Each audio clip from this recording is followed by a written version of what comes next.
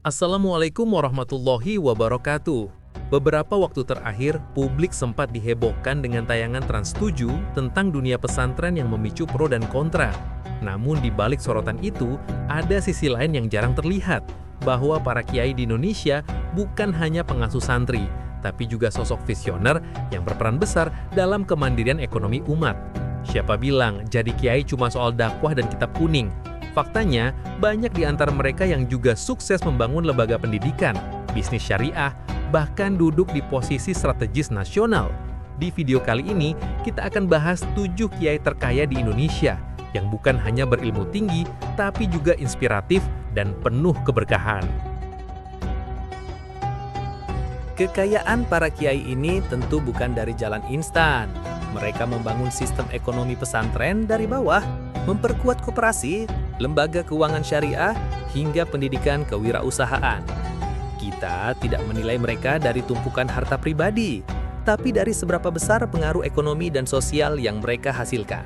Yuk, kita mulai dari posisi ke-7. Di posisi ke-7, ada sosok ulama muda yang dikenal luas di media, kampus, dan ruang publik, KH M. Khalil Nafis. Lahir di Sampang, Madura pada 1 Juni 1975, beliau menimba ilmu di Pondok Pesantren Al-Ihsan Jranguan Omben, sebelum menempuh pendidikan tinggi hingga ke Universitas Indonesia. Dikenal sebagai ulama modern yang cerdas dan komunikatif, Kiai Khalil aktif berdakwah di televisi seperti Damai Indonesiaku TV One dan Harmoni TVRI, serta membina kanal YouTube pribadinya untuk dakwah digital. Dilansir dari Kompas dan NU Online, perjalanan karir Kiai Khalil dimulai pada awal 2000-an, ketika beliau mulai aktif sebagai dosen ekonomi dan keuangan syariah di Universitas Indonesia. Kemudian, sekitar tahun 2015, kiprahnya semakin dikenal publik setelah dipercaya menjadi Ketua Komisi Dakwah MUI Pusat, jabatan penting yang membuatnya sering tampil sebagai narasumber nasional. Selain itu, beliau juga menjadi dosen di UIN Syarif Hidayatullah Jakarta dan Sekolah Tinggi Al-Quran Al-Hikam Depok. Dalam karir akademiknya, ia juga menjabat sebagai lektor kepala golongan 4B, posisi yang hanya dicapai oleh sedikit dosen PNS.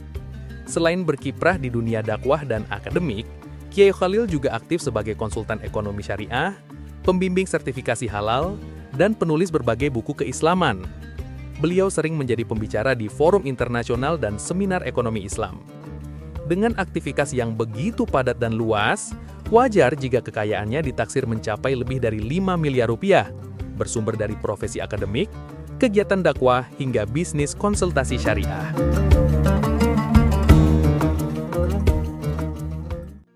Selanjutnya di posisi ke-6, ada sosok ulama karismatik asal Kediri, yaitu KH Anwar Iskandar. Beliau lahir di Banyuwangi pada 24 April 1950 dan merupakan putra KH Iskandar, pendiri pesantren Mambaul Ulum. Dilansir dari NU Online dan Republika, karir organisasi beliau dimulai sejak muda. Pada tahun 1990-an, ia sudah aktif sebagai Ketua GP Ansor Cabang Kediri. Kemudian di awal 2000-an, dipercaya menjadi Rais Syuriah NU Kediri. Karirnya semakin meningkat hingga tahun 2010-an, saat beliau menjabat Wakil Rais Syuriah PWNU Jatim, dan akhirnya diangkat menjadi Wakil Rais Aam PBNU Pusat pada tahun 2021. Selain kiprahnya di NU, beliau juga aktif di dunia politik. Pada tahun 1998, Kiai Anwar menjadi Ketua Dewan Syuro PKB Jawa Timur dan duduk sebagai anggota MPR RI dari daerah Jawa Timur. Menariknya, di luar dunia organisasi, beliau juga berhasil membangun pesantren yang mandiri secara ekonomi. Melalui Yayasan Pendidikan Asaidiyah dan Al-Amin Kediri, Kiai Anwar mengembangkan koperasi santri, percetakan, usaha pertanian, dan produksi air minum. Semua itu dikelola oleh santri sebagai bentuk pendidikan kemandirian. Dengan kiprah sebesar itu, aset dan pengaruh ekonomi pesantren Al-Amin terus berkembang, dengan nilai kekayaan diperkirakan mencapai lebih dari 7 miliar rupiah.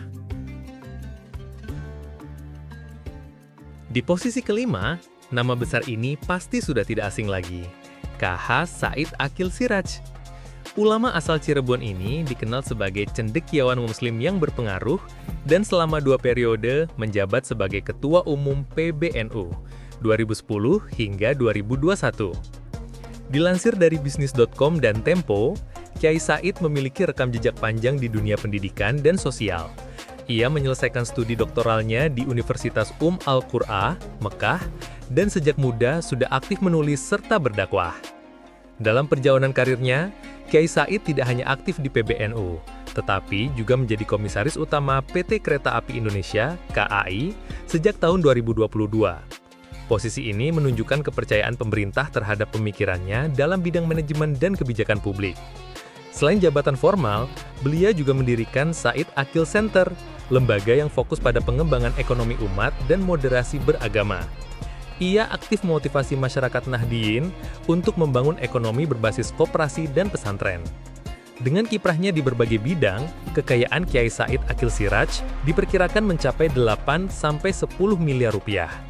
Bukan hanya dari gaji, tapi juga dari kegiatan konsultasi, honorarium publik, dan pengelolaan yayasan. Di posisi keempat, sosok ulama harismatik yang disegani lintas generasi. Habib Lutfi bin Yahya dari Pekalongan.